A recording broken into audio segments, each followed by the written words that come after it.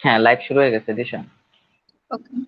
আসসালামু আলাইকুম সবাইকে। আজ রবিবার 19 সেপ্টেম্বর ঠিক বেলা 2টায় এক্সেস এর প্রথম লাইভ সেশনে চলে এসেছি আমি সানজানা আফরিন দিশা এবং আমার সাথে আছেন। আমি ইমাম হোসেন নাদিম। আমরা বর্ষমুখী প্রবি এর এসিসি ডিপার্টমেন্ট থেকে কতিপয় শিক্ষার্থী মিলে একটি ছোট্ট উদ্যোগ নিয়েছি যার বহিঃপ্রকাশ এক্সেস। অনেকে আসলে জানে না এক্সেস আসলে কি, কি কাজ, কবে আর কেনই বা এর প্রতিষ্ঠা, কি হবে এক্সেসে যোগ হয়ে। প্রিয় দর্শক, অ্যাক্সেস হচ্ছে মূলত এসিসি স্কলার সোসাইটি। অ্যাক্সেস প্রতিষ্ঠিত হয় 8ই মার্চ 2021 সালে। অ্যাক্সেস নামের পিছনে কারণটি হচ্ছে এটি যে আমাদের ফাউন্ডাররা সবাই এসিসি বিভাগের শিক্ষার্থী ছিলেন, যার ফলশ্রুতিতে আজকে আমাদের এই অর্গানাইজেশনের এই নাম। আমরা চাই বাংলাদেশের সকল বিজ্ঞান মনস্ক শিক্ষার্থী অ্যাক্সেস এর ছায়াতলে একত্রিত হয়ে বাংলাদেশকে বিজ্ঞানের ক্ষেত্রে আরো এক ধাপ এগিয়ে নিয়ে যাবে। এটি একটি স্বেচ্ছাসেবী সংগঠন যেটি প্রতিষ্ঠার মূল উদ্দেশ্য শিক্ষার্থীরা তাদের একাডেমিক জীবনের জন্য সফলভাবে গড়ে তোলা এবং তাদের প্রফেশনাল জগতের জন্য মানসিকভাবে প্রস্তুত করে গড়ে তোলা। বর্তমানে এক্সেস বেশ কয়েকটি কার্যক্রম পরিচালনা করছে, যেমন কেম ডিবেট, কুইজমেনিয়া, প্রজেক্ট মেন্ডেলি, হায়ার স্টাডিজ সম্পর্কিত ওয়েবিনার এবং ইংলিশ ক্লাব। আমাদের এই অর্গানাইজেশনের মাধ্যমে আমরা ইনশাআল্লাহ সকল ইউনিভার্সিটির সকল শিক্ষার্থীদের কানেক্টিভিটি বাড়ানোর আশা রাখি। এক্ষেত্রে আপনাদের স্বতঃস্ফূর্ত অংশগ্রহণ আমরা কামনা করছি। আমাদের সাথে আজকে সুদূর জার্মান থেকে যোগ হয়েছেন মোহাম্মদ মুস্তাহিদুর রহমান। উনি এখন জার্মানির ফ্রেডরিক আলেকজান্ডার ইউনিভার্সিটি এলার এনার্জেন নর্নবার্গ থেকে আমাদের সাথে যুক্ত হয়েছেন। সেখানে তিনি অ্যাডভান্সড ম্যাটেরিয়ালস এন্ড প্রসেস নিয়ে পড়াশোনা করছেন। তো দেরি না করে আমরা আমাদের প্রধান গেস্টের সাথে আপনাদের সবাইকে পরিচয় করিয়ে দিই। আসসালামু আলাইকুম ভাইয়া।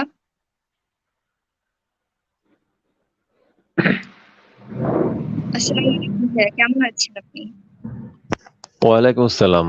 আমি তো আলহামদুলিল্লাহ, তোমরা কেমন আছো? জি জি ভাই, ভাইয়া, আলহামদুলিল্লাহ। আলহামদুলিল্লাহ। তো ভাইয়া কেমন চলছে সুদূরে আপনার জীবন, কিভাবে কাটছে সেখানে সময়? আসলে এক কথা বলতে গেলে জার্মানি বা প্রবাসী জীবন মানে হচ্ছে একাকিত্বের জীবন। কিন্তু এইখানে ধরা যায় যে পড়াশোনা বা যারা আছে ফ্রেন্ড সার্কেল বা যাদেরকে পাওয়া যায় এই সব মিলায় মোটামুটি ভালোই চলতেছে। জি ভাইয়া। হ্যাঁ, আজকে আপনার কাছ থেকে আমরা জার্মানিতে উচ্চশিক্ষা নিয়ে বিস্তারিত জানবো ইনশাল্লাহ। আর আশা করছি আপনার ব্যস্ততম সময়ের কিছুটা সময় আপনি আমাদের সাথে মানে ভাগ করে নেবেন। জি অবশ্যই। হ্যাঁ, অনেকটা সময় নিয়ে নিলাম, এখন আমরা মূল সেশনের দিকে চলে যাই। আহ শুরুতে ভাইয়া জানতে চাইবো, এত দেশ থাকতে আপনি কেন উচ্চশিক্ষার জন্য জার্মানিকে বেছে নিলেন? আচ্ছা, তাহলে আমার শুরু দিকের কথা বলতে হয়। আমি বের হয়েছিলাম হচ্ছে 2018-র লাস্টে বা 2019-এর প্রথম দিকে। তখনও আমি এখনো ডিসিশন নেইনি যে আমি আসলে তোমার এই উচ্চশিক্ষার জন্য বাইরে আসব। তখন আর কি আমি মানে ক্যারিয়ার নিয়ে খুবই চিন্তায় ছিলাম যে আমি আসলে কোন দিক নিব, বিসিএস এর দিক যাব নাকি প্রাইভেট জবের দিকে যাব নাকি বাইরে আসব। তা তখন আর কি অনেক স্যারের সাথে আমি কাউন্সিল করলাম, কথা বললাম যে আসলে কোনটা করা উচিত, কোনটা করলে বেটার হবে। তখন স্যাররা আর কি অনেক স্যারই বললেন যে তুমি একটু বাইরের দিকের জন্য ট্রাই করো। তো তখন আর কি বিভিন্ন যে তোমার কাউন্সিল অফিস থাকে বা কনসালটেন্ট অফিস থাকে ওদের সাথে যোগাযোগ করলাম। তো যোগাযোগ করে দেখলাম, তারপর ইন্টারনেটে একটু ঘাটাঘাটি করলাম যে কানাডা বেটার হবে নাকি অস্ট্রেলিয়া বেটার হবে নাকি ইউরোপের আদার্স কান্ট্রি বেটার হবে নাকি ইউএসএ বেটার হবে।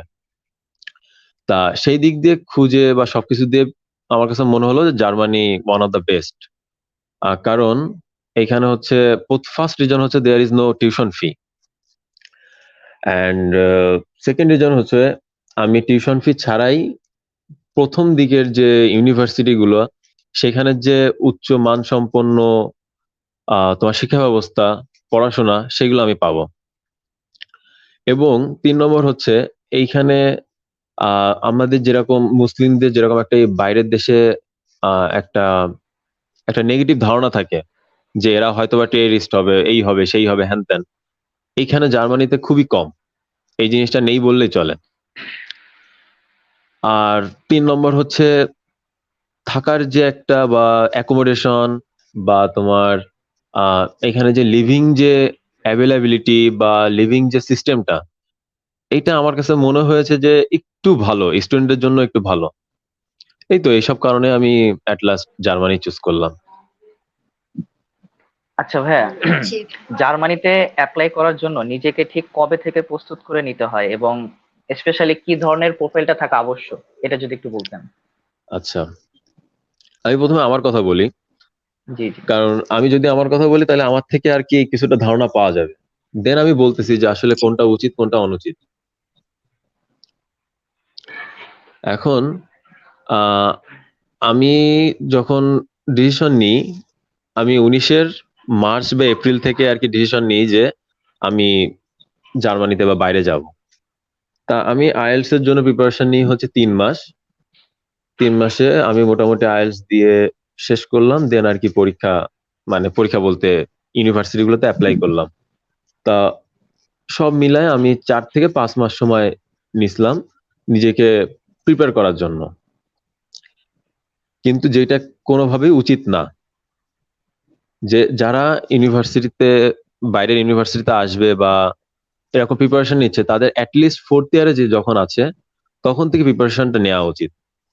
কারণ এখানে অনেকগুলো ম্যাটার করে, যেমন সিজিপি একটা ফ্যাক্টর, দেন কারো দেখা গেল যে আইএলটিএস এর জন্য প্রিপারেশন নিতে বেশি টাইম লাগতে পারে, কারো কম টাইম লাগতে পারে, এটা ভ্যারি করে। আবার একটা দরকার হচ্ছে মাইন্ডসেট। মাইন্ডসেট যদি ভালো না থাকে, মাইন্ডসেট যদি সেইভাবে গড়ে না করে, তখন খুবই একটা প্রবলেমে পড়া লাগে এখানে আসার পরে। এবং তাছাড়া অনেক ধরনের আম, কিছু স্কিল আছে যেগুলো আমাদের আসলে দেশ থেকে ডেভেলপ করে আসা উচিত। এই তো মোটামুটি আমার ওপিনিয়ন হচ্ছে অ্যাটলিস্ট যখন 4th ইয়ারের ফার্স্ট সেমিস্টার বা সেকেন্ড সেমিস্টার, তখন আর কি এইটা নিয়ে ভাবা উচিত যে আমি বাইরে যাব বা আমি এই কান্ট্রিতে যাব, তখন থেকে প্রিপারেশনটা নেওয়া উচিত। জি ভাইয়া। আচ্ছা, হ্যাঁ, যদি কেউ ডর্মে থাকতে চায় সেখানে, তবে সেক্ষেত্রে বাইরের তুলনায় কস্টটা কিরকম পড়বে?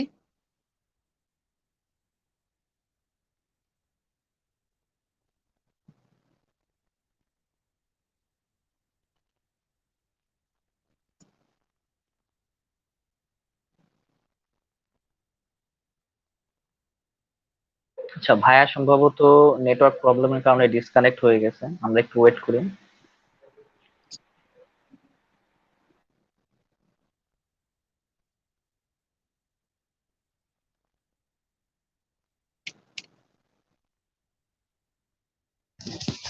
হ্যালো। হ্যাঁ হ্যাঁ হ্যাঁ ভাইয়া, ভাইয়া। যদি কেউ ডর্মে থাকতে চায়।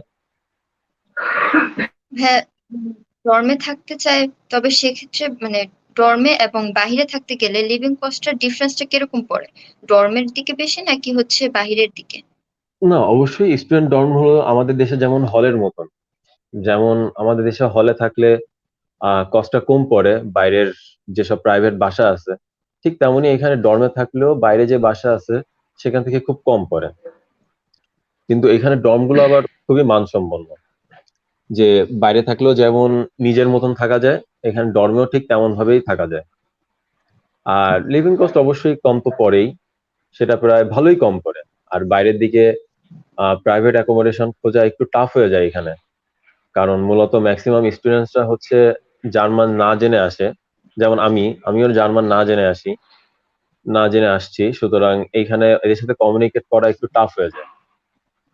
তো অনেকে আবার এখানে আছে যে তারা জার্মান বলে, আবার অনেকে বলে যে তারা ইংলিশ পারে না বা ইংলিশ বলতে চায় না। তো এই ক্ষেত্রে একটু ডিফিকাল্টিস ফেস করতে হয়, কিন্তু ওভারঅল ভালো। তবে স্টুডেন্ট অ্যাকোমোডেশন ইজ বেটার। জি। হ্যাঁ, আচ্ছা ভাইয়া, সেক্ষেত্রে কস্টটা একটা যদি অ্যাভারেজ দিতেন। আচ্ছা আচ্ছা, কস্টটা কস্টটা হচ্ছে সব মিলায় হচ্ছে এক একজন মানুষের এক এক রকম, তবে এটা অ্যাপ্রক্সিমেটলি বলা যায় 450 থেকে 550 মতন লাগে, মানে ইউরো। দ্যাট মিনস বাংলাদেশি টাকায় হচ্ছে তোমার 40,000 থেকে 50,000, বা বেশি হলে 60,000-এর মধ্যে পড়ে।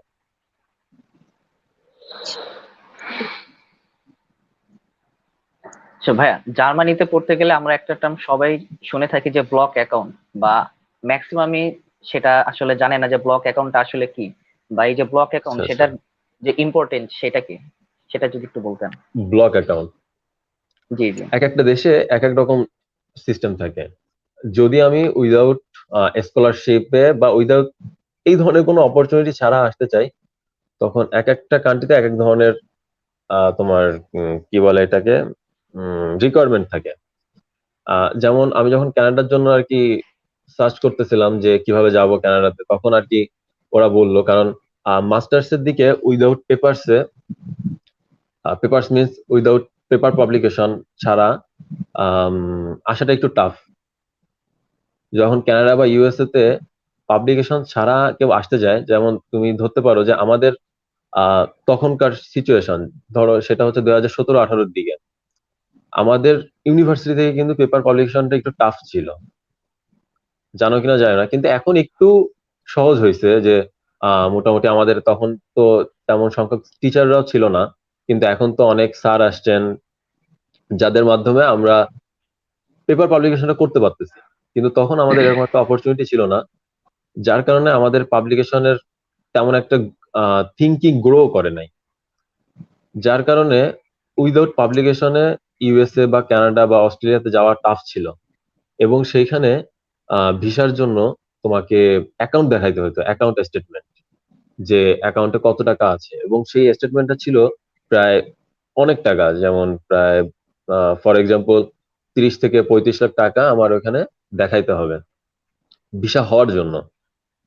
কিন্তু এটার পরিবর্তে আছে শুধু জার্মানি, যেখানে আমার পেপার পাবলিকেশন লাগতেছে না, আবার টিউশন ফিও লাগতেছে না, কিন্তু সেখানে দেখাইতে হবে হচ্ছে 10 লাখ থেকে 12 লাখ টাকা।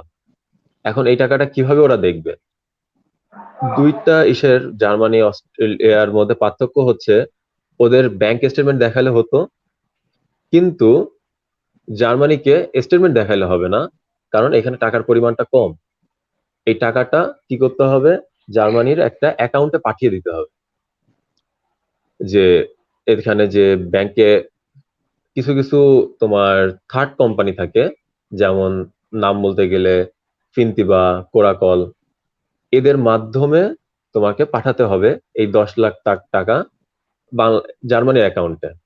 যে জার্মানির অ্যাকাউন্টে যখন পাঠানো লাগবে, তখন ভিসা না হওয়া পর্যন্ত আমি ওটা উঠাইতে পারবো না। এই যে যে আমি না উঠাইতে পারতেছি, এই জন্য এটাকে বলা হচ্ছে ব্লক অ্যাকাউন্ট, যে আমার এটা এখানে রেখেই দিতে হবে। আমি অন্য কিছু, এটাকে আমি ওই ভিসা না হওয়ার পর, দেখা গেল আমি আম, টাকাটা পাঠাইলাম ফেব্রুয়ারিতে, কিন্তু আমার ভিসা হইতে আমি জানি না কবে হবে। ভিসা হইতে দেখা গেল আমার আহ সেই ইয়ারের ডিসেম্বর, নভেম্বর বা অক্টোবর লেগে যেতে পারে। তখন এই যে যে 5-6 মাস টাকাটা থাকতেছে, এটা ওই আনটাচড অবস্থাতেই থাকবে। এই জন্য এটাকে বলা হচ্ছে ব্লক অ্যাকাউন্ট। এবার আমি যখন নভেম্বর হোক ডিসেম্বর হোক ভিসা পেলাম, আমি যখন এই কান্ট্রিতে আসলাম, তখন আমি ওইটা ওপেন করতে পারবো।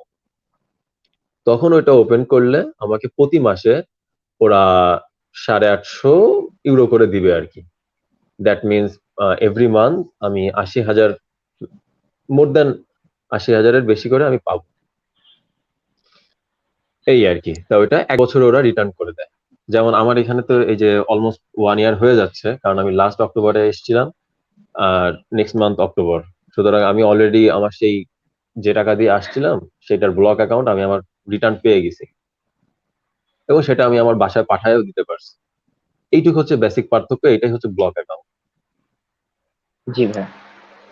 হ্যাঁ, অনেকের কাছে শুনে থাকি যে হায়ার স্টাডিজের জন্য জার্মানিতে অ্যাপ্লিকেশন প্রসিডিউরটা আসলে কি। হ্যাঁ, যদি প্রসেসটা একটু আপনি বলতেন, মানে একদম ভেঙে, যেন ইজিলি সবাই বুঝতে পারে, ক্যাচ করতে হ্যাঁ, পারে। জার্মানির এই একটা জিনিস একটু আমার কাছে কঠিন মনে হয়, সেটা হচ্ছে অ্যাপ্লিকেশন প্রসিডিউর। যেমন এইটা কঠিন এবং এইটা আবার সহজও। সহজ বলতে, যদি এটা আমি ঠিক মতন বুঝতে পারি তাহলে এটা আমার জন্য সহজ, আর যদি কোনো কনফিউশন থেকে থাকে তখন আবার এটা হলো কঠিন। এখন জার্মানিতে অ্যাপ্লাইয়ের জন্য বাংলাদেশে কোনো কনসালটেন্ট খুঁজে পাওয়া যায় না।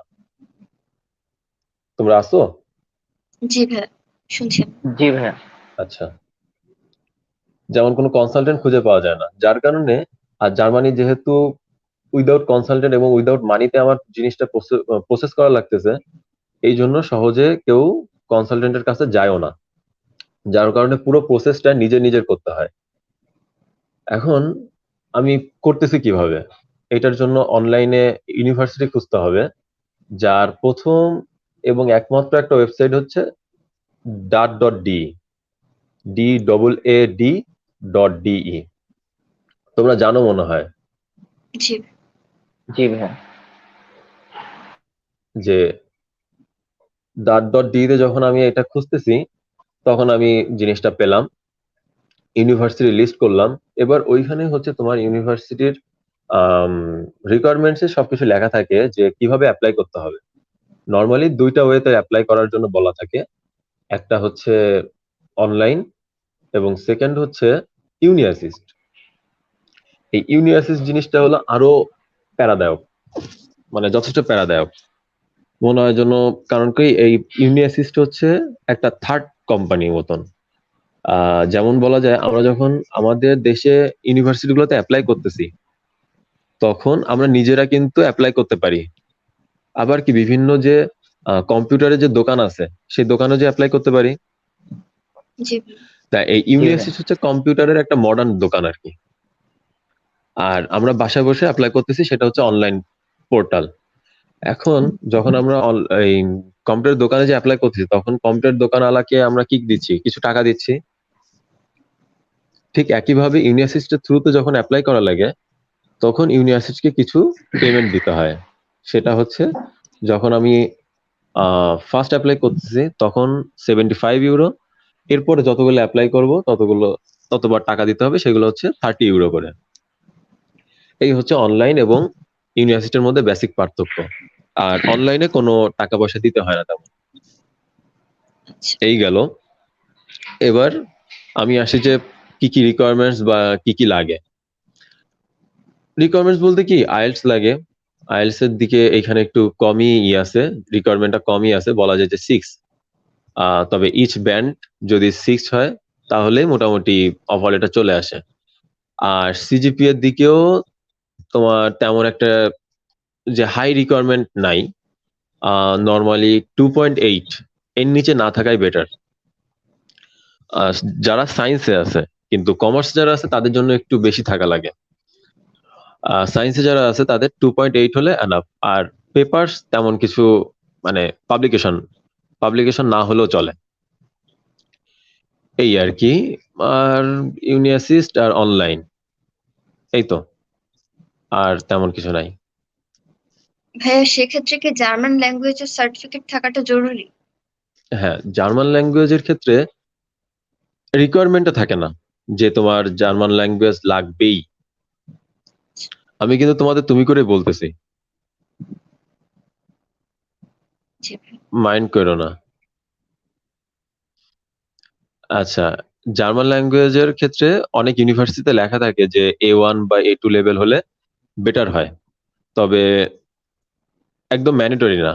আবার অনেক ইউনিভার্সিটিতে এখানে বলা থাকে যে সেকেন্ড সেমিস্টার বা থার্ড সেমিস্টারে যে A1 বা A2 লেভেল দরকার।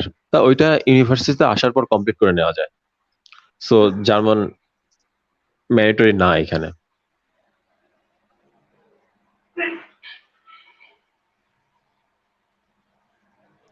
হ্যাঁ, নেক্সট কোশ্চেন।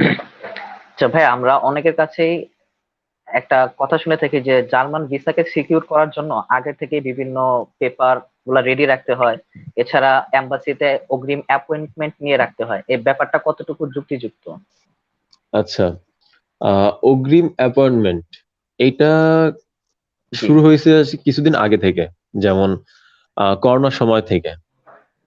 কারণ কি, আমাদের যখনই করোনার সময় থেকে যখন কেউ টাইম নিচ্ছে, তখন এম্বাসি বলেই দিচ্ছে যে প্রায় 1 বছর ওয়েট করতে হবে। সেই জন্য অনেকে চিন্তা করে যে আমি তাড়াতাড়ি বাইরে যাব, তাড়াতাড়ি জার্মানিতে যে তাড়াতাড়ি পড়াশোনা শুরু করব। সেই ক্ষেত্রে অনেকে একটু ভয়ের থাকে, যার কারণে একটু আগে ভাগে অ্যাপয়েন্টমেন্ট নিয়ে রাখে। কিন্তু এটা দরকার নাই, কারণ বাইরে আসা এটা হলো একটা ধৈর্যের ব্যাপার। সুতরাং যে ধৈর্য ধরে থাকে তার এই পুরো প্রসেস ওইটা খুব স্মুথ যায়। আর এইখানে তাড়াতাড়ি বা খুব বিচলিত হইলেই ঝামেলা হয়ে যায়। এই জন্য আমার কাছে যেটা বেটার মনে হয়, সবকিছু টাইম মতনই করা উচিত এবং টাইম মতনই অ্যাপয়েন্টমেন্টটা নিয়ে রাখা উচিত। দেখা গেলো অ্যাপয়েন্টমেন্ট নিয়ে রাখা হলো কিন্তু অফার লেটার আসলো না, তখন ওই পাসপোর্ট নাম্বারটাকে ওরা একটা রিস্ক জোনে ফেলে রাখে যে এইটার অ্যাপয়েন্টমেন্ট ক্যান্সেল করে দিছে অ্যাপয়েন্টমেন্ট ডেটের আগে আগে। এই জন্য পারফেক্ট টাইমেই অ্যাপয়েন্টমেন্টটা নেওয়া উচিত। আচ্ছা ভাইয়া, ভাইয়া ছোট্ট করে একটু সবার উদ্দেশ্যে একটা ইনফরমেশন শেয়ার করার ছিল, আপনি যদি অনুমতি দেন। জি জি। ছোট করে একটু বলে নিন, ইতিমধ্যে হয়তোবা অনেকেই খেয়াল করেছেন কমেন্ট বক্সে আপনাদের জন্য একটা গুগল ফর্ম প্রোভাইড করা হয়েছে। এই ফর্মটি হচ্ছে তাদের জন্য যারা আমাদের অর্গানাইজেশনের সাথে যুক্ত হতে চান, এবং আমাদের অর্গানাইজেশনের জেনারেল মেম্বার রিক্রুটমেন্টও চলছে। কিন্তু জেনারেল মেম্বার হিসেবে যুক্ত হওয়ার বেনিফিট এবং রিকোয়ারমেন্টস গুলো ফর্মেই উল্লেখ আছে। তো দেরি না করে সবাই লাইভ চলাকালীন দ্রুত নিচে ফর্মটি পূরণ করে ফেলুন, আর বেশি বেশি কমেন্ট সেকশনে আপনাদের কোশ্চেন গুলো করে জেনে নিন প্রশ্নের উত্তরগুলো। আর এরই সাথে আপনারা আপনাদের ফ্রেন্ডদের সাথেও এই লিঙ্কটি শেয়ার করতে পারেন এবং লাইভে তাদেরকে মেনশন করতে পারেন। ভাই একটা অফ টপিকের কোশ্চেন করবো। হ্যাঁ হ্যাঁ শিওর। ভাইয়া জার্মানিদের বিহেভিয়ারটা কিরকম? মানে তারা হেল্পফুল, ফ্রেন্ডলি, মানে স্পেশালি আমরা যারা বাংলাদেশে আসি যখন দেশে যাব, মানে তাদের বিহেভিয়ারটা কিরকম সেটা জানার ছিল একটু। অসাধারণ, এক কথায় অসাধারণ। অ্যাট ফার্স্ট মানে আমার যেরকম একটা ধারণা ছিল, বিশেষ করে আমার, যে আমার এখন মুখে দাঁড়িয়ে আছে, সুতরাং সবাই আমাকে নিয়ে, আমার ফ্যামিলি সবার একটা ধারণা ছিল যে আমি যদি এখন এরকম একটা খ্রিস্টিয়ান ইহুদির মানে কান্ট্রিতে গেলে অবশ্যই আমি কোনো রেসিজমের মধ্যে পড়বো। But believe me, still now I haven't faced any kind of problems, any kind of. Even কেউ আমাকে জিজ্ঞেসও করে নাই আমি আসলে কোন রিলিজিয়নের, আমি মুসলিম কিনা। কিন্তু ম্যাক্সিমাম কিন্তু ধারণা করেই নেয় যে long beard that means you are Muslim. But কেউ আমাকে রিলিজিয়ন নিয়ে একটা কোশ্চেনও করে নাই। আর এইটার থেকে সব থেকে বড় কিছু আর হইতে পারে না। আর দেন যদি আমি বলি তাদের বিহেভিয়ারের উপর, সিরিয়াসলি মানে তোমরাও অবাক হবা যে যদি কোনো ধরনের প্রবলেমে পড়ো, তুমি যে কোনো জায়গায় যে বললেই হচ্ছে যে আমি এইটা হেল্প চাচ্ছি বা এটা আমার দরকার, তারা অবশ্যই করবে। তারা না পারলেও তোমাকে দেখাই দিবে যে না এটা তুমি এইভাবে করো, এটা এইভাবে না এইভাবে করা উচিত। আর সব থেকে এখানে ভালো বন্ধু হচ্ছে পুলিশ, পলিজাই যেটাকে বলে এখানে। কিছু হইলেই, কারো কিছু হইলেই পুলিশের কাছে গেলেই আনা, আর কিছু লাগবে না। পুলিশই সব করে দিবে যে এই ধরনের সমস্যা হয়েছে, কিন্তু একটু লং টাইম লাগে। এমন একটা কাহিনী আমি শেয়ার করতে পারি পুলিশ নিয়ে, যে আমাদেরই এক ফ্রেন্ডের বা ছোট ভাই, সে এরকম একটা প্রোডাক্ট কেনে অনলাইন থেকে, কিন্তু সেটা ছিল একটা ডুপ্লিকেট। কিন্তু জার্মানিতে নর্মালি ডুপ্লিকেট কোনো প্রোডাক্টই নাই, যা আছে সেটা হচ্ছে একদম অরিজিনাল, কোম্পানির মাধ্যমেই আসে। তা সে কিভাবে পেলো, প্রোডাক্ট পেলো এবং সেটা সে তার কাছে সেল করে দিল প্রায় অর্ধেক দামে। ইভেন ক্যাশ মেমো দিয়ে দিল যে এখান থেকে সে কিনছে। পরবর্তীতে যখন দেখলো যে না এই প্রোডাক্টটা ডুপ্লিকেট, তখন সে আর কি তাকে আর পেলো না, কারণ তার আইডি সবকিছুই ব্লকড। এবার সে পুলিশের কাছে জাস্ট একটা ইমেইল লিখলো সব ডকুমেন্টস দিয়ে যে আমি এত তারিখ কিনেছিলাম, এই হলো ক্যাশ মেমো, এই হলো তার ডিটেলস, যেটুক ছিল সেটুক দিয়ে দিল। ফুলি ডিটেলসও তার কাছে ছিল না। তা পুলিশ তোমার তখনই রেসপন্স করে নাই, কিন্তু 6 মান্থস পরে যে পুলিশ তাকে চিঠি দিল তার সব ডকুমেন্ট সহ, এবং তার যে ফাইন হয়েছে সেই 150 ইউরো ফাইন সহ পাঠিয়ে দিল। যে তাকে তারা ধরছে, ইভেন তাকে ফাইনও করছে, এবং তার যে 6 মাসের জন্য যে প্রোডাক্টের জন্য যেটুক লস হতেও পারে সেই লসটুক দিয়ে তাকে পাঠিয়ে দিয়েছে। তা এতটুক অনেস্ট তারা, যে কিন্তু এখানে কাজ হতে একটু দেরি হয়, কিন্তু খুবই ভালোভাবে এবং খুবই সঠিকভাবে কাজগুলো হয়। আর অ্যানাদার জিনিস হচ্ছে এখানে একটাই ডিফিকাল্টিস আছে, সেটা হচ্ছে ল্যাঙ্গুয়েজ ব্যারিয়ার। যদি যারাই আসতেছে তারা যদি এখানে মোটামুটি জার্মানটা কমিউনিকেশন লেভেলে একটু শিখে আসে, that is enough for them. শুধুমাত্র এই একটা প্রবলেম হয়, তাছাড়া আর কোনো প্রবলেম নাই। জি ভাইয়া। আচ্ছা, আমরা দেখতে পাচ্ছি যে আমাদের লাইভের অনেকেই অনেক প্রশ্ন করতেছেন। তো আমরা আমাদের জেনারেল ডিসকাশনটা শেষ করার পরে কমেন্টের যে প্রশ্নগুলো থাকবে সেগুলো আমরা দেন স্টার্ট করব। ওকে।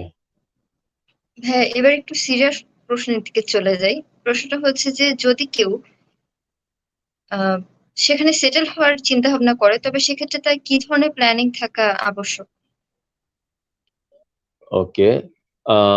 এট দ্য ফার্স্ট তার যে চিন্তাটা থাকা উচিত সেটা হচ্ছে এখানে একটা পার্মানেন্ট জব করার। যে যদি সে পার্মানেন্ট জব করতে পারে তাইলে সে হচ্ছে এখানে সেটেল হইতে পারবে। পার্মানেন্ট জব মিন্স হচ্ছে এখানে কিছু কিছু ক্যাটাগরি থাকে।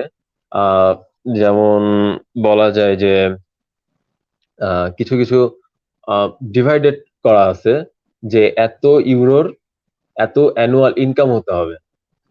যে 44,000 ইউরো অ্যানুয়াল ইনকাম হলে সে তখন ব্লু কার্ডের জন্য অ্যাপ্লাই করতে পারবে। এখন ব্লু কার্ড জিনিসটা কি?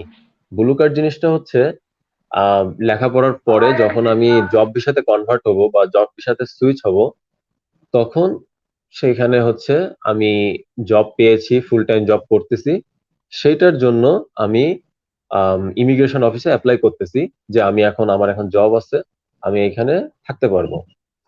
তখন আর আচ্ছা, কি ওরা জব ভিসাতে কনভার্ট করে দেয়। আর জব ভিসায় 2 বছর থাকার পরে আমি তখন পার্মানেন্ট রেসিডেন্সের জন্য অ্যাপ্লাই করতে পারবো। তখন আর কি পার্মানেন্ট রেসিডেন্স দিয়ে দেয়। জি ভাইয়া। জি ভাইয়া। ভাইয়া, একটা কোশ্চেন ছিল যেটা বেসিক্যালি আমার পার্সোনালি নিজেরও প্রশ্ন। শুনেছি যে ভাইয়া জার্মানিতে যে কোর্স গুলা থাকে সেগুলো তো 2 বছরে শেষ হয়ে যায়, কিন্তু সেগুলা নাকি শেষ করতে করতে 2.5 থেকে 3 বছরও লেগে যায়। এটা কতটুকু সত্যি? ওকে। আম 3 বছর লাগা আমি মনে করি খুবই স্বাভাবিক, খুবই স্বাভাবিক, এবং এইটা এখানে নর্মাল। আমরা এই পোর্টালে লেখা থাকে যে 2 বছর, সবাই মনে করে যে কি ব্যাপার, 3-4 বছর লেগে যাচ্ছে, তার মানে কি পড়াশোনা করতেছে না, তার মানে কি সে কাজকামই করতেছে? বাট না, এখানে ইউরোপের পড়ালেখাটা আমি বলবো যে অন্যান্য কান্ট্রিতে, আমি অবশ্য পড়ি নাই, তবে যেটুকু যা শুনছি তাতে যথেষ্ট কঠিন। মানে আসলে ইমাজিনের বাইরে তাদের যেভাবে টিচ করে, যেভাবে তারা কারিকুলামটা স্ট্রাকচারটা রেডি করছে, সেটা অ্যাজ এ ফরেনার হিসেবে আমাদের কাছে খুবই টাফ। শুধুমাত্র যারা এখানে জার্মানে ব্যাচেলর করছে তারাই একমাত্র পারে 2 বছর কমপ্লিট করতে। তাছাড়া শুধু আমরা না, শুধু বাংলাদেশি হিসেবে না, as a Indian, as a African, as a US, Australian, everybody তোমার এখানে 2 বছর কমপ্লিট করা সো টাফ। হয়তো 2.5 বছর বা 3 বছর লাগতেছে, দেন হচ্ছে তারা থিসিস করতেছে। So overall 3 years, 3.5 or 4 years লেগেই যায়। এটা খুবই নর্মাল। আচ্ছা ভাইয়া, মাস্টার্স বা পিএইচডি এর জন্য এডুকেশনাল কোয়ালিফিকেশন ছাড়া আর কি কি ধরনের পেপারস থাকা? আচ্ছা, এখানে মোটামুটি সব পেপারস তো ইউনিভার্সিটি থেকে পাওয়া যায়, যেমন certificate, transcript, testimonial, MOI, that means medium of instruction, um, আর এই তো মোটামুটি সবকিছুই পাওয়া যায়। আর একটা জিনিস যেটা লাগে, যেটা আমাদের ইউনিভার্সিটি থেকে দেয় না, সেটা হচ্ছে maximum minimum, sorry, maximum minimum grade sheet. Maximum minimum grade sheet কি? সেটা হচ্ছে তোমার ওইখানে আমাদের যেমন ট্রান্সক্রিপ্টের উপরে লেখা থাকে বা সিলেবাসে লেখা থাকে যে 4 হচ্ছে ম্যাক্সিমাম, আর মিনিমাম পাসিং গ্রেড হচ্ছে 2। এবার এইটা দিয়েও হচ্ছে একটা আলাদা একটা ডকুমেন্ট তৈরি করে নেওয়া লাগে, যেটা আমি করছিলাম হচ্ছে অফিসে রেডি করে নিয়ে গেছিলাম একটা পিডিএফ ফাইল। সেটা আর কি আমাদের ডিন ভাই যে ছিল উনি আর কি স্যারের কাছ থেকে উনি সিগনেচার করে দিছিল। এই ম্যাক্সিমাম মিনিমাম শিট এটা হচ্ছে এক্সট্রা লাগে। আচ্ছা ভাইয়া, উইদাউট আইএলস জার্মানিতে পড়াশোনা করার কি কোনো সুযোগ আছে, বা যদি কোনো পার্টিকুলার ইউনিভার্সিটি গুলো থাকে সেগুলোর যদি একটু নামগুলা আমাদের দর্শকদের উদ্দেশ্যে বলতেন। সরি, তুমি কি আরেকবার একটু রিপিট করবা? জি জি জি, অবশ্যই। উইদাউট আইএলস মানে আইএলস ছাড়া ওকে ওকে জার্মানিতে ওকে। কি স্টাডি করার কোনো আচ্ছা, মানে উইদাউট আইলস, সুযোগ হ্যাঁ। আছে নাকি? জি জি। এমওআই দিয়ে এটা সম্ভব। MOI means medium of instruction দিয়ে সম্ভব। কিছু কিছু ইউনিভার্সিটি আছে যারা এমওআই অ্যাকসেপ্ট করে। তার মধ্যে একটা স্পেশাল ইউনিভার্সিটি আছে, মানে আমি নাম জানি, সেটা হচ্ছে অ্যানহাল্ট ইউনিভার্সিটি অফ অ্যাপ্লাইড সায়েন্স। এরা হচ্ছে তোমার এমওআই দিয়ে অ্যাকসেপ্ট করে। কিন্তু আফটার অল যখন আমি ভিসার জন্য যাব তখন ঠিকই আমার সেই আইএলটিএস শো করতে হবে ফর ভিসা। সো আমার কাছে মনে হয় এমওআই দিয়ে দৌড়াদৌড়ি না করে একবারে আইএলটিএস দিয়ে দৌড়াদৌড়ি করা ভালো। জি ভাই। হ্যাঁ, আমরা অনেকেই অনেক সময় একটু দ্বিধাদ্বন্দ্বে ভুগি যে আসলে মাস্টার্সে আমরা যখন সাবজেক্ট চুজ করব তখন আসলে কিরকম সাবজেক্টটা চুজ করা উচিত। তো মাস্টার্সের সাবজেক্ট চুজ করার সময় কোন কোন দিকগুলোর উপর আমাদের বেশি ফোকাস করে দেন সাবজেক্টটা চুজ করা উচিত? ওকে, এই একটা ভালো কোশ্চেন, মানে one of the most important question. আচ্ছা, উম তোমরা জানো কিনা জানি না, আমাদের কিন্তু প্রথমে আমাদের এই সাবজেক্টটা ছিল হচ্ছে analytical chemistry, analytical and environmental chemistry. Then আর কি এটা হলো applied chemistry and chemical engineering. So যখন এই applied chemistry and chemical engineering হলো তখন আমাদের সিলেবাসটা একটু চেঞ্জ হলো। তা প্রথম দিকে যখন আমরা 1.5 বছরের মতন আমরা অ্যানালিটিক্যাল পড়লাম, তখন ওইটায় এনভায়রনমেন্টাল কেমিস্ট্রির কিছু কোর্স ছিল, ইভেন তোমার অ্যানালিটিক্যাল কেমিস্ট্রির কিছু কোর্স ছিল। পরে যখন 1.5 বছর পরে যখন সিলেবাস চেঞ্জ হলো তখন ওইখানে আসলে আমাদের সিলেবাসটা কেমিক্যাল ইঞ্জিনিয়ারিং এর মতন ছিল না। আমাদের ইঞ্জিনিয়ারিংটা সিলেবাসটা ছিল হচ্ছে ম্যাটেরিয়াল সায়েন্সের মতন বা ম্যাটেরিয়াল ইঞ্জিনিয়ারিং এর মতন। এখন আমি এখানে কারণটা বলি, আমি জানি না প্রফেসররা বা আমাদের টিচাররা হয়তো বা এটা আমাদের জন্য ভালো মনে করছে, এটা একদিক দিয়ে ভালো হয়েছে। যার কারণে আমরা কিন্তু এই যে বাইরে যখন অ্যাপ্লাই করতেছি তখন আমরা কিন্তু পিওর কেমিক্যাল ইঞ্জিনিয়ারিং এ অ্যাপ্লাই করতে পারিনি, বা পিওর কেমিক্যাল ইঞ্জিনিয়ারিং যেটা আছে, যে অল্প কয়টা আছে, 2-3টা ইউনিভার্সিটি আছে, তবু আমরা ওইখান থেকে রিজেকশন পেয়েছি। কিন্তু আমাদের সিলেবাসটা ছিল হচ্ছে ম্যাটেরিয়াল সায়েন্সের মতো, যার কারণে আমরা ম্যাটেরিয়াল রিলেটেড যে সাবজেক্ট গুলা সেইখানে আমরা চান্স পেয়েছি। আমাদের যে কয়জনই আছে বা আরো আসতেছে, আমাদের 2-3 জন আরো আসতেছে, সবাই আর কি ম্যাটেরিয়াল সায়েন্সের উপর বেস্ট করেই চান্স পেয়েছে। কিন্তু কেমিক্যাল কোর যে কেমিক্যাল ইঞ্জিনিয়ারিং সেটার জন্য আমাদের সিলেবাসটা খুব শক্ত থাকা দরকার, যেটা হয়তোবা তোমাদের 1-2 ব্যাচ আগে পরে থেকে পাবে, মানে যারা পরবর্তীতে একদম কোর কেমিক্যাল ইঞ্জিনিয়ারিং এ ঢুকছে। আচ্ছা। জি। আচ্ছা ভাইয়া, জার্মানিতে অনেক ইউনিভার্সিটিতেই মাস্টার্স এর পাশাপাশি পিএইচডি করার অপরচুনিটি যেটা সেটা নেই, এমনটা কেন? আচ্ছা, না না, এটা ভুল কথা যে অপরচুনিটি নেই। অবশ্যই অপরচুনিটি আছে, কিন্তু এইটা আমরা যখন অ্যাপ্লাই করি তখন পোর্টাল লেখা থাকে যে এইটা যে মাস্টার যে থিসিসটা আছে এরপরে মাস্টার্সটাকে পিএইচডি তে কনভার্ট করা যাবে না, বা কোনো ওয়ে নাই। কারণ হচ্ছে ইউএসএ তে তোমার হচ্ছে মাস্টার্স এর জন্য নেয় না। ইউএসএ বা কানাডাতে নর্মালি আমি যেটা জানি সেটা হচ্ছে ওদের যে পিএইচডিটা হয় সেটা হচ্ছে 5 বছরের। তো যখন ওদের পিএইচডি স্টার্ট করে তার আগে হলো ওরা একটা শর্ট একটা কোর্স করায়, যেমন ওইটাকে মাস্টার্স হিসেবে ধরা হয়, যে মাস্টার্স ইনক্লুড করে কিছু কোর্স ওদের কমপ্লিট করে দেন আর কি পিএইচডি তে কনভার্ট করে, যেটা আমি জানি আর কি। কিন্তু হয়তো বা কোনো পরীক্ষা টরীক্ষা না হতে পারে, কিন্তু সেটা প্রথমে কিছু আর কি 2 বছর ওদের আর কি নার্সিং চলে, তাই সেটাই আছে, সেটাই হচ্ছে আর কি এখানে মাস্টার্স হিসেবে পরিচিত। তো এখানে যখন মাস্টার্স করানো হয়, করানোর পরে অনেক স্টুডেন্টের ডিফারেন্ট মোটিভ থাকে, ডিফারেন্ট একটা এইম থাকে। যে আমি আমি যেমন মাস্টার্স এর পরে আমার এইম হচ্ছে আমি এখানে জব করব, আমি পিএইচডি দিকে যাব না। অনেকের এইম থাকে যে না আমি মাস্টার্স করে আমি দেশে ব্যাক করব, অনেকে থাকে যে না আমি মাস্টার্স করে পিএইচডি তে যাব।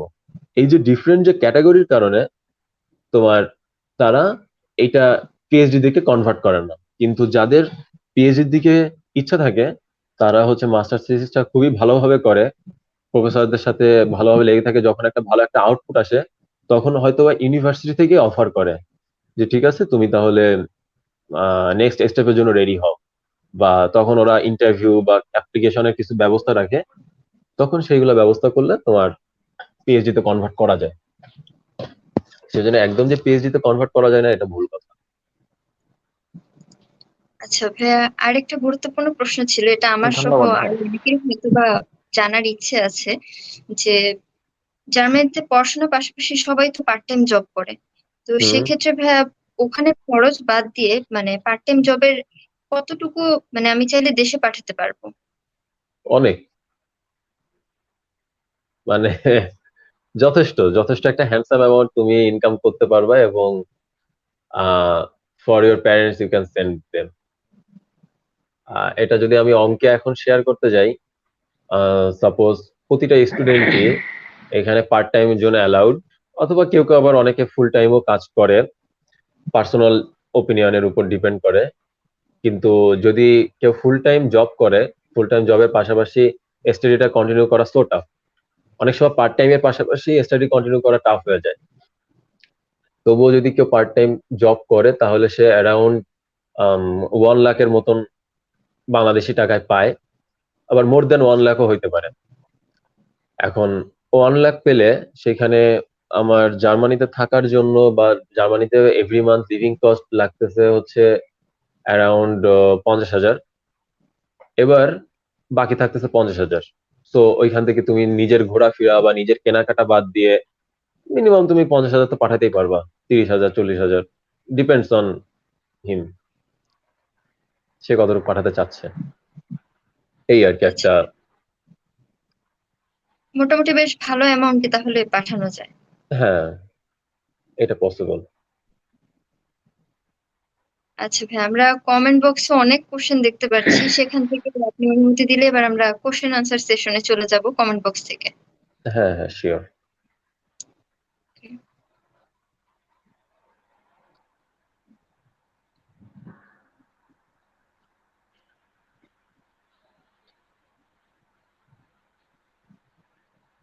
ভাইয়া, কানাডা বা অন্য দেশে যেতে চাইলে কি মানে কি ধরনের পাবলিকেশন লাগতে পারে, বা পাবলিকেশন স্ট্যান্ডার্ড সম্পর্কে আপনার কাছে জানতে চাই। প্রশ্ন করেছেন মোহাম্মদ শামীম শেখ।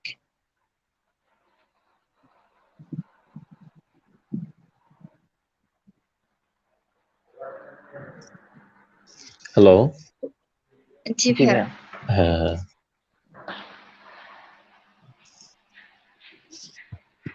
ভাইয়া শামীম শেখ কোশ্চেন করেছেন যে কানাডাতে স্টাডির জন্য কি ধরনের পাবলিকেশন থাকা আবশ্যক।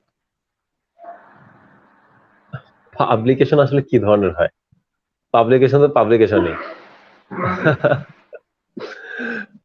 যাই হোক, আহ, আমি মনে করি অবশ্য আমি কানাডা সম্পর্কে অতটা জানিও না, তবে as far as I know that যদি 2-3টা পাবলিকেশন থাকে নিজের ফিল্ডের উপরে, যদি ফিল্ড না চেঞ্জ হয়ে থাকে, যেমন আমি পড়তেছি কেমিক্যাল ইঞ্জিনিয়ারিং নিয়ে, এখন আমি যদি ওইটা বাদে যদি অন্য কিছু নিয়ে করি এটা আসলে ঠিক না।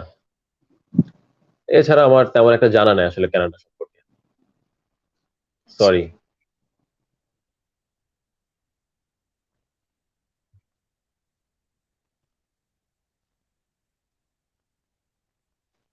নাদিম, আপনার মাইকটা অফ। আচ্ছা, সরি সরি। বিপুল মন্ডল একটা কোশ্চেন করেছিলেন, যেটা হচ্ছে ভাইয়া পড়ালেখা কি আমাদের ইউনিভার্সিটি চেয়ে খুব কঠিন? অবশ্যই কঠিন, অবশ্যই খুব কঠিন, কিন্তু তার মানে এই না যে পসিবল না। আচ্ছা, প্রথম দিকে এসে এক সেমিস্টার মতন একটু ঝামেলা হয়, যেমন এটাকে তুলনা করতে পারো যখন এইচএসসি থেকে আমরা প্রথম ব্যাচেলরে আসি, তখন কিন্তু সবারই ফার্স্ট সেমিস্টারটা একটু স্ট্রাগল করতে হয়, কারণ এসেই একটা ইংলিশ মিডিয়ামে যখন আমরা পড়তে যাই তখন কিন্তু অনেক কিছুই আমরা বুঝতে পারি না বা অনেক কিছু আমাদের মতন হয়ে ওঠে না। তখন যে ডিফিকাল্টিটা ফেস করতে হয়, অনেকে দেখা গেল ফার্স্ট সেকেন্ড সেমিস্টার একটু রেজাল্ট খারাপ করে, কিন্তু পরবর্তীতে আবার সেকেন্ড ইয়ার থেকে কিন্তু এটা ঠিক করে ফেলে। এখানেও ঠিক তেমন, ফার্স্ট সেকেন্ড সেমিস্টার একটু খারাপ যায় বা একটু হার্ড যায়, কিন্তু পরবর্তী যখন ওইটার স্মুথনেস বা ওইটার লাইনে আমরা যখন চলে আসি তখন এটা পসিবল হয়ে যায়। কারণ প্রথম দিকে একটু টাইম লাগে ধরতে, যে আসলে ওরা কোন ভাবে যাচ্ছে, কোন ভাবে কোশ্চেন করতেছে, কোন ভাবে পড়ানোর চেষ্টা করতেছে, বা কোন ধরনের অ্যান্সার ওরা চাচ্ছে। এইসব জিনিসগুলো যখন একটু বোঝা যায় তখন অতটা প্যারা হয় না। জি। আচ্ছা, আমরা আরেকটা কোশ্চেনে চলে যাই, যেটা জাহিন এ মুমতাহিনা করেছিল, যে ভাইয়া আমাদের সাবজেক্টের উপর জার্মানিতে কর্মসংস্থানটা কিরকম, জব আচ্ছা, সেক্টর গুলো আর কি। হ্যাঁ হ্যাঁ, জার্মানিতে কর্মসংস্থান যথেষ্ট। জার্মানিতে আসলে এদের আরো লোক দরকার, যেটা বোঝা যায় যে এরা আরো স্টুডেন্টস নিবে, কারণ এদের অলমোস্ট আরো 2-3 বছরের মধ্যে জনসংখ্যা মানে একটু কমে যাবে আর কি। মানে যারা, এদের তো আসলে স্ট্যাটিস্টিক্যালি তোমার এগুলা ডিটারমাইন করে, আম, এদের যারা বৃদ্ধ আছে এদের অনেকেই হচ্ছে জব থেকে রিটায়ারমেন্টে চলে যাবে, সেটা প্রায় অনেক, যার কারণে এরা স্টুডেন্ট যথেষ্ট পরিমাণ নিচ্ছে। এখন জব সেক্টরে অ্যাপ্লিকেশন বা জব সেক্টর নিয়ে আমাদের কেমন একটা ধারণা থাকে, জব সেক্টরে জব হওয়ার পসিবিলিটি অনেক বেশি, তবে এরা হচ্ছে স্কিলফুল কোয়ালিফাইড এমপ্লয় নিবে। উইদাউট স্কিল পসিবল না, যে আমার অল্প অল্প স্কিল আছে বা আমি কোনো কিছু নিয়ে অল্প কিছু জানি বা আমার রেজাল্ট ভালো, খুব ভালো, কিন্তু আমি স্কিল তেমন একটা জানি না, তাইলে সম্ভব না এখানে পার্মানেন্ট জব পাওয়া। কারণ পার্মানেন্ট জব পাইলেও ওইটা বেশি হইলে 1 বছর কন্টিনিউ করা পসিবল, কিন্তু স্কিল থাকলে, রেজাল্ট একটু খারাপ থাকলেও যথেষ্ট ভালো এখানে কর্মসংস্থান হওয়া। আর এখানে আরেকটা জিনিস কর্মসংস্থানের জন্য যেটা আমার কাছে একটু নেগেটিভ মনে হয়েছে, সেটা হচ্ছে ল্যাঙ্গুয়েজ ব্যারিয়ারটা। যদি তুমি বা আমি জার্মান ল্যাঙ্গুয়েজটা ভালো জানি, তাহলে সহজে আমি এখানে জব পেয়ে যাব, খুবই সহজে, মানে ইমাজিনের বাইরে এটা, যে কতটা সহজে জব পাওয়া পসিবল। আচ্ছা। ধন্যবাদ কিন্তু ভাইয়া। জার্মান ল্যাঙ্গুয়েজ জানতে হবে, মোট কথা হলো তাই। জি জি। ভাইয়া, আরেকটা কোশ্চেন দেখতে পাচ্ছি, জাকারিয়া নীলে বলেছেন, গুড টু সি ইউ ভাই, can you tell us something interesting about your campus life in Germany? যখন আসলাম তখন তো করোনার ভিতর, লকডাউন চলতেছে, সুতরাং স্টিল নাও এখনো আমি ক্যাম্পাসে যেতে পারিনি। আর শুধুমাত্র ফার্স্ট সেমিস্টারে একটা পরীক্ষা দিতে ক্যাম্পাসে গিয়েছিলাম, তাছাড়া ক্যাম্পাসে যাওয়া হয়নি, মানে কোনো সুযোগই হয়নি। সেজন্য ক্যাম্পাস লাইফ নিয়ে আমার ইন্টারেস্টিং কিছু নাই, তবে জার্মানি আসা নিয়ে ইন্টারেস্টিং কিছু আছে, সেটা শেয়ার করা যায়। জি ভাইয়া, সেটা শিওর। হচ্ছে, আমি যখন জার্মানিতে ল্যান্ড করি, ফ্রাঙ্কফুর্টে আসি আমি, তা ওইখানে আমাদের আরেকটা ইউনিভার্সিটির আরেকটা ফ্রেন্ড আছে, ও হলো সিএসসি থেকে গিয়েছে, ওর এখানে প্রায় 2 বছরের বেশি হয়ে গেছে। তা ওকে জানায় রাখি যে আমি এরকম এই কয়টা সময় নামবো। তো বলেছে ঠিক আছে, তুই নেমে দাঁড়া, আমি আসতেছি। এবার ওকে আমি জাস্ট, আমাদের তো তখন সিম কার্ড নাই, সুতরাং ইন্টারনেট নাই, আর এয়ারপোর্টে তোমার ওয়াইফাই আছে, ওয়াইফাই তে কানেক্ট করে আমি ওকে জানালাম যে আমি ছবি তুলে দিলাম, আমি এই জায়গায় আছি, এখানে দাঁড়াচ্ছি। তা এখন ও বললো যে ঠিক আছে তুই দাঁড়া, আমার আধা ঘন্টা টাইম লাগবে।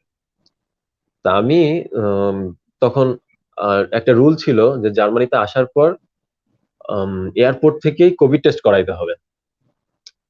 ঠিক আছে, তা আমি চিন্তা করলাম, এবং ওই গ্রুপগুলোতে এবং ওনারা হচ্ছে পেজে বলে দিত যে বেশি হলে 5-10 মিনিট লাগবে করোনা টেস্ট করতে।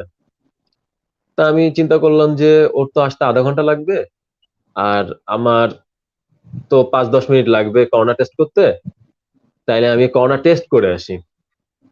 এখন সাথে তো অনেক ব্যাগ এন্ড ব্যাগেজ আছে, এখন ওরেও আমি আবার মেসেজ দিলাম যে আমি এরকম এলিভেটর আছে, এলিভেটরের পাশে ব্যাগ এন্ড ব্যাগেজ রেখে যাচ্ছি, তুই এসে এখানে দাঁড়া, আমি করোনা টেস্ট করতে যাচ্ছি। এখন আমার মাথায় সবসময় ছিল যে এটা তো জার্মানি, এখানে তো আর কারো ব্যাগ কেউ নিবে না, খুবই নর্মাল। সুতরাং আমি আমার ব্যাগ মানে নিশ্চিন্তে রেখে যেতে পারি, আর এত বড় ব্যাগ কেই বা নিয়ে যাবে। সুতরাং আমি নর্মালি খুব ভালো চিন্তা করে আমি ব্যাগ ট্যাগ রেখে চলে গেলাম করোনা টেস্ট করতে। এবার করোনার যে জায়গাটা ওইটা খুঁজতে আমার 10 মিনিট লেগে গেল। ভালো কথা, এবার করোনার লাইনে দাঁড়াইলাম, দাঁড়িয়ে মোটামুটি করোনা টেস্ট টেস্ট করে এসে এবার আর আমি আমার ব্যাগ খুঁজে পাচ্ছি না। মোবাইলেও আমাকে মেসেঞ্জারে রিং দিল যে কই তুই, আমি তো এখানে দাঁড়ায় আছি। তারপর ওরে আমি খুঁজে পাইলাম, খুঁজে টুজে এবার আর কোনো ব্যাগ নাই। ব্যাগ আমি সব জায়গায় খুঁজতেছি। এয়ারপোর্ট তো যথেষ্ট বড়, ওখানে 2টা টার্মিনাল থাকে।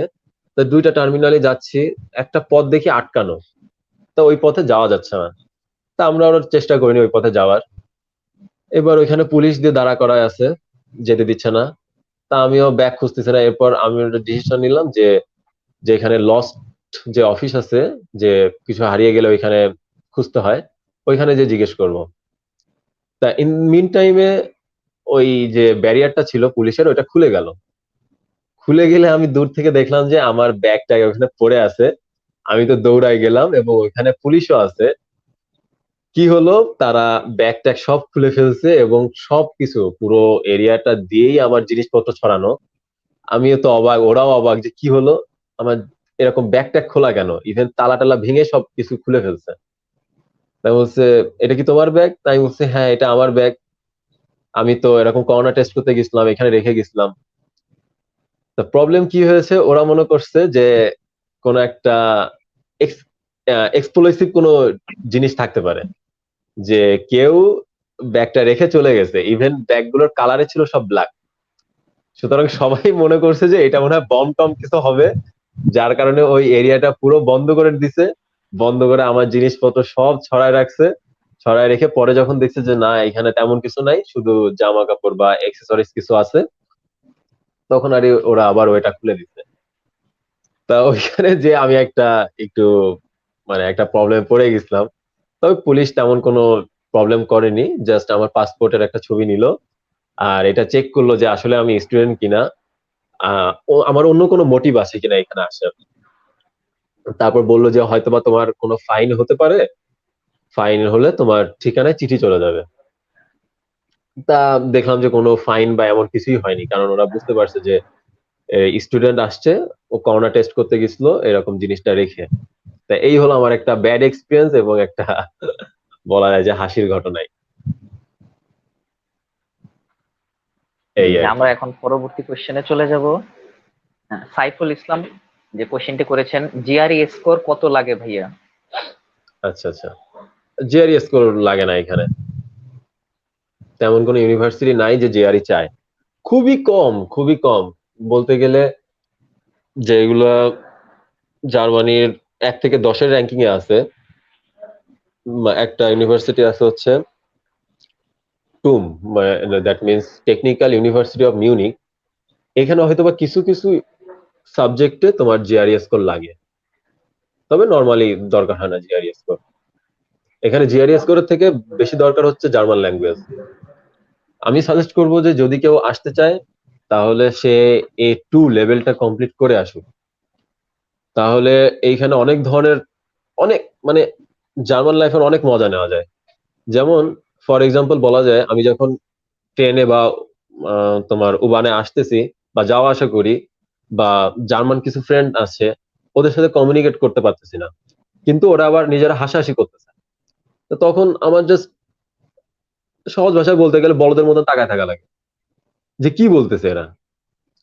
এই যে ওইখানে যে নিজেকে একটু বোঝা যাচ্ছে না যে ওরা মজা কি দিয়ে কিভাবে মজা করতেছে। কিন্তু যদি A2 লেভেলটা কমপ্লিট করা থাকে তাহলে অ্যাটলিস্ট ওইটার মজাটা নেওয়া যায়, যে ওরা কি বলতেছে, ওরা আমাদের সাথে কমিউনিকেট করতে পারতেছে খুব ভালোভাবে। আর জার্মানদের একটা একটা ইগো আছে, যেটা হচ্ছে ওরা জার্মান ল্যাঙ্গুয়েজে কমিউনিকেট করতে বেশি পছন্দ করে রাদার দ্যান ইংলিশ। তবে এটা যারা ইয়াং বা অ্যাডাল্ট যারা লেভেলটা আছে, জেনারেশনটা আছে, ইয়াং জেনারেশনটা, ওরা আবার অবশ্যই এরকম না, ওরা ইংলিশে কমিউনিকেট করে। তবে যারা একটু ওল্ড এজ আছে, ওরা সচরাচর বা নর্মালি চায় না যে ইংলিশে কনভারসেশন করতে। এই এই একটাই ডিফিকাল্টিজ আছে। আচ্ছা।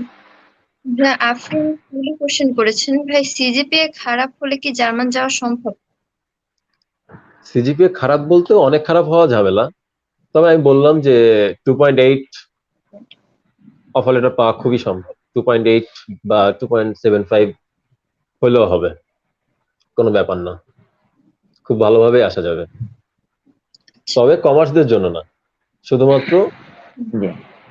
সায়েন্সদের জন্য। হ্যাঁ, আমরা পরবর্তী প্রশ্নে চলে যাই। জাহিনে মুমতাহিনা কোশ্চেনটি করেছেন, ভাইয়া জার্মানির ভার্সিটিতে পিএইচডি অর থিসিস এর জন্য প্রফেসরদের সাথে কিভাবে মেইল করতে পারি, যদি একটু শেয়ার করতেন। হুম, এই হলো আরেকটা জিনিস। পৃথিবীর অন্যান্য দেশের প্রফেসরদের মেইল অ্যাড্রেস বা সবকিছুই আমরা অনলাইন পোর্টালে পেয়ে থাকি, তবে এই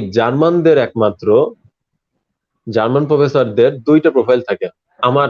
আমি যেটা দেখছি আর কি, এদের এডুকেশনাল একটা প্রোফাইল থাকে, যেটার অ্যাক্সেস শুধুমাত্র ওই ইউনিভার্সিটি বা এখানে আসার পর পাওয়া যায় বা জানতে পারা যায়।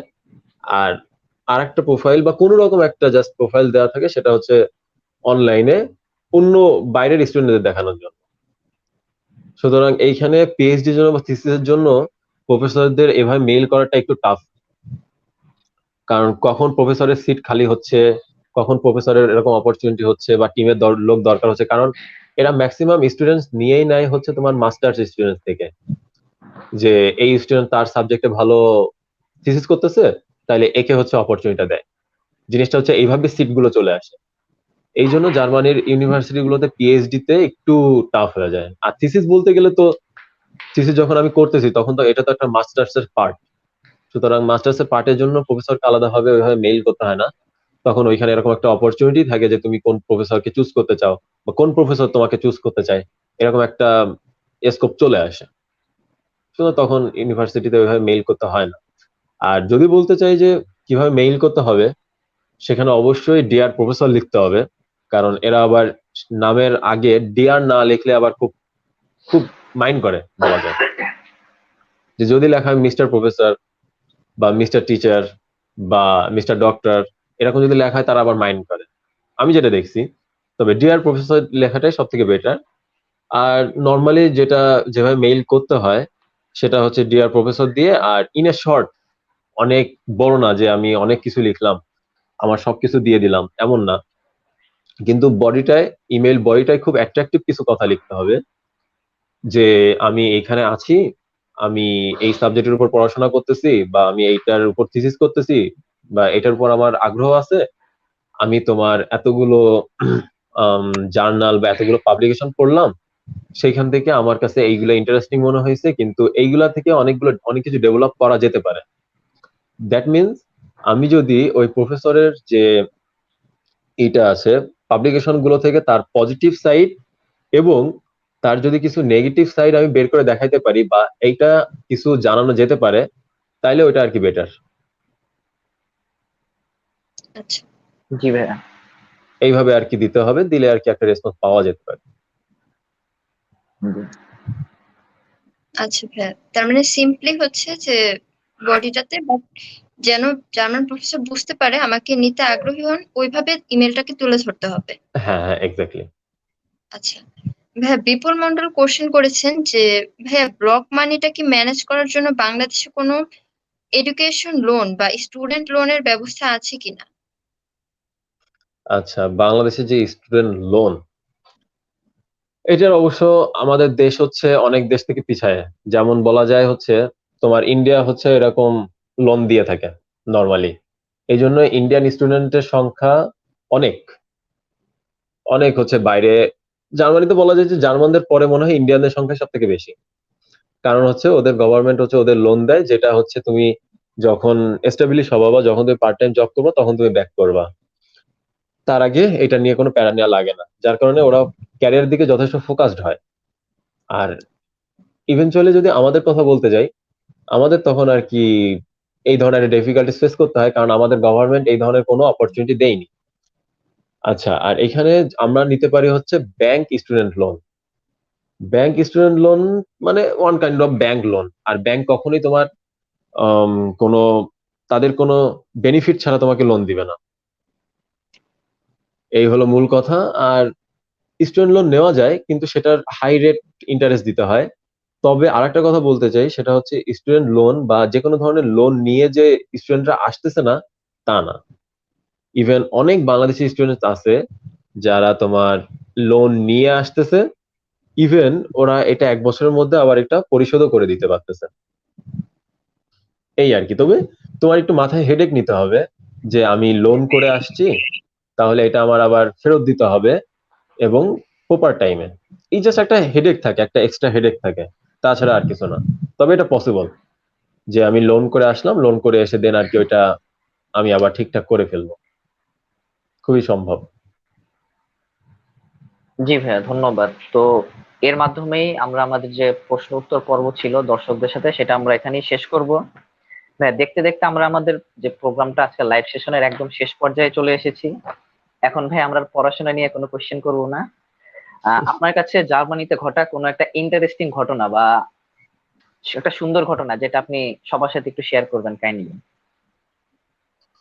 ইন্টারেস্টিং ঘটনা একটা বলেই দিলাম, জি। যেটা হচ্ছে আমার এয়ারপোর্টে ঘটছে। জি জি। আম, তা বাদে অবশ্য ইন্টারেস্টিং ঘটনা তেমন নাই বললে চলে।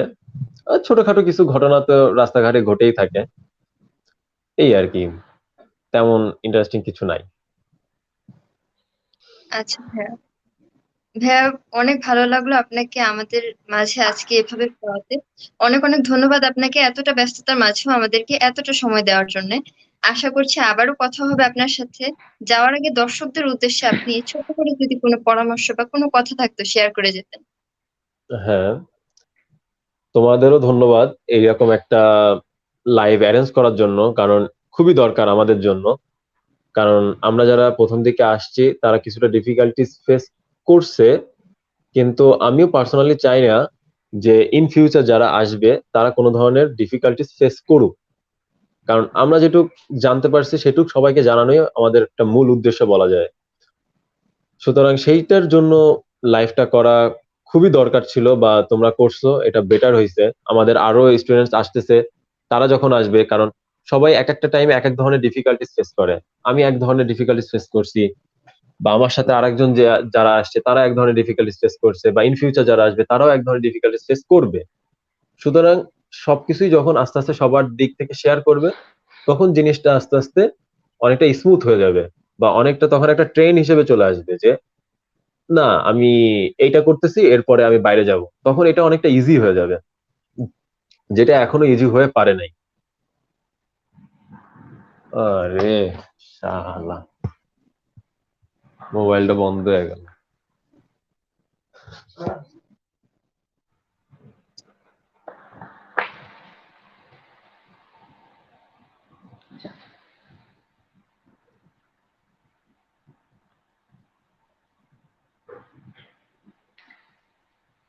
এরই মধ্যে আমরা আমাদের আজকের যে প্রোগ্রামটা সেটা আমরা এখন শেষ করতে যাচ্ছি। আশা করি আপনারা আপনাদের যে প্রশ্নগুলো ছিল ম্যাক্সিমামেরই উত্তর পেয়েছেন। সবগুলা প্রশ্নের উত্তর যদিও দেওয়া সম্ভব না, আর কিছুটা হলেও আপনারা আমাদের এই প্রোগ্রামের মাধ্যমে উপকৃত হয়েছেন। এমন আরো অনেক অ্যাক্টিভিটিতে যুক্ত হতে চাইলে নিচে যে আমাদের গুগল ফর্মটি দেওয়া হয়েছিল সেটি জলদি পূরণ করে নিন, আর চোখ রাখতে পারেন আমাদের অ্যাক্সেসের মেইন পেজ এবং গ্রুপে। ততদিন পর্যন্ত ভালো থাকুন, সুস্থ থাকুন, মাস্ক পরুন, হ্যান্ড স্যানিটাইজার ব্যবহার করুন। ধন্যবাদ। আল্লাহ হাফেজ। আল্লাহ হাফেজ।